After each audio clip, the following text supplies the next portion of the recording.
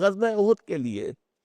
جو تیسرا سبب ہوا ہے، جو بہت اہم یوں سمجھیے کہ ایکسائٹنگ کاز بنا ہے، تیاریاں تو ان کی تھیں لیکن فوری طور پر جو واقعہ ہوا وہ بالکل اسی طرح کا واقعہ تھا کہ جیسے سریہ نخلہ جو ہے وہ غزوہ بدر کے لیے سبب بن گیا تھا۔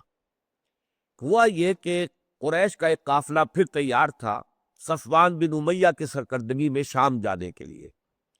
اس نے قریش کے لوگوں کو جمع کیا کہ ہماری بڑی شامت آ گئی ہے کہ جو ساحلی علاقہ ہے جو سیدھا شام کو جاتا ہے، بدر سے ہو کر گزرتا ہے، سیدھا تیر کی طرح، اس میں کوئی ہیر پھیر ہے ہی نہیں۔ اب اس پر تو محمد صلی اللہ علیہ وسلم کے آدمیوں کا قبضہ ہے، یا جو قبائل تھے انہوں نے حضور سے معاہدے کر لیے ہیں، ہمارے لیے یہ راستہ اب خطرناک ہے، ہم یہاں سے جا نہیں سکتے، کیا کریں؟ اگر ہم بیٹھے رہیں گے کوئی قافلہ لے کر نہیں جاتے۔ یہ ریلت السیف کہلاتا تھا ان کے ہاں، کہ وہ سردی کے موسم میں جاتے تھے شام کی طرف، گرمی کے موسم میں جاتے تھے یمن کی طرف۔ رحلت السیف کا موقع آیا تو یہ ایک بڑی ان کے ہاں تشویش پیدا ہوئی کہ اب کیا کرنا چاہیے۔ تو ایک شخص نے مشورہ دیا کہ تم راستہ بدل لو، بجائے سیدھے شام کی طرف جانے کے تم دائیں طرف مشرق کی طرف سے ہو کر پھیر ڈال کر جو عراق جانے کا راستہ ہے مکے سے اس کو اختیار کرو اور وہاں سے ہو کر شام جاؤ، تاکہ یہاں کوئی اندیشہ نہ رہ جائے مسلمانوں کے حملے کا اور مسلمانوں کی طرف سے کسی بھی قسم کی کارروائی کا۔ یہ فیصلہ ہو گیا، چنانچہ وہ قافلہ لے کر جو ہے وہ تیار ہو گیا اور قافلہ روانہ ہو گیا۔ اس کی خبر حضور کو پہنچ گئی، اور وہ بھی ایک عجیب واقعہ ہوا کہ ایک مسلمان جو ابھی ویسے نو مسلم تھے اور ابھی شراب کی حرمت کا حکم بھی نہیں آیا تھا، تو ایک مشرک، مکے کے مشرک کے ساتھ وہ ایک جگہ بیٹھے ہوئے شراب پی رہے تھے۔ وہ مشرک مکہ جو ہے وہ کچھ زیادہ پی گیا، بہک گیا،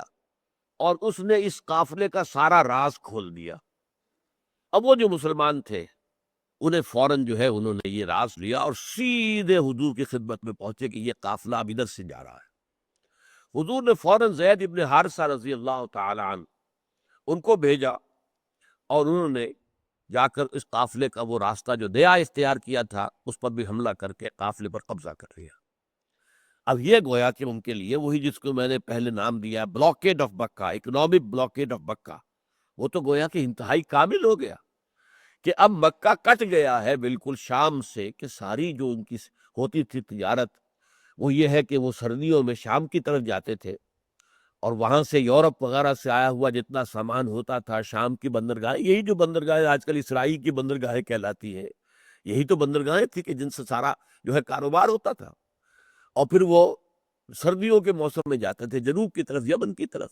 جو جزائر شرق الہند سے جتنا سامان آتا تھا چین سے، بھارت سے، وہ یمن کے ساحل پر اترتا تھا، یہاں سے اٹھاتے تھے شام لے جاتے تھے، شام سے اٹھاتے تھے واپس لے آتے تھے۔ تو یہ سمجھیے ایسٹ ویسٹ ٹریڈ کے اندر ان کو جو ایک بہت بڑی اہمیت حاصل ہو گئی تھی، اور انہیں یہ تحفظ حاصل تھا کہ چونکہ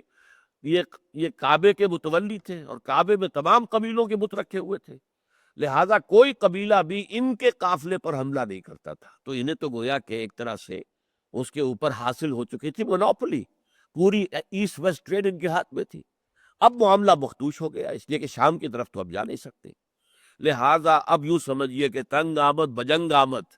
جیسے غزوہ بدر کے لیے وہ نکلے تھے اسی طریقے سے پھر ابھی شاید اور تیاری کرتے اور دیر کرتے، لیکن اب ان کے پاس جتنی بھی تیاری ہو سکی تھی اس کو لے کر اور وہ حملہ آور ہوئے مدینے پر۔